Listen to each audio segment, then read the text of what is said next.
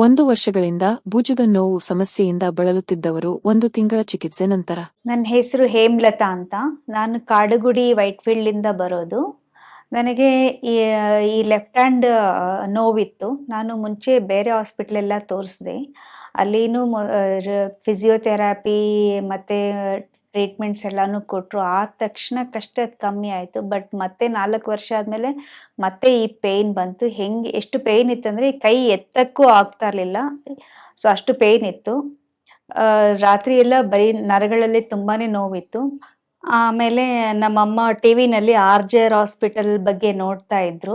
ಅದನ್ನ ಟಿವಿನಲ್ಲಿ ನೋಡ್ಕೊಂಡು ಅವರು ಈ ಹಾಸ್ಪಿಟಲ್‌ಗೆ ಬಂದ್ರು. ಅವರ ಜೊತೆ ನಾನು ಬಂದೆ.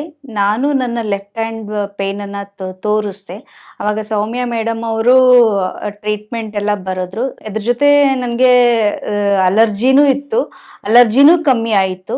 ಫಸ್ಟ್‌ಗಿಂತ ಈಗ ನೋವು ಎಷ್ಟೋ ವಾಸಿಯಾಗಿದೆ. ಆರ್.ಜೆ.ಆರ್ ಹಾಸ್ಪಿಟಲ್‌ಗೂನು ಸೌಮ್ಯ ಡಾಕ್ಟರ್‌ಗೂನು ವಂದನೆಗಳು.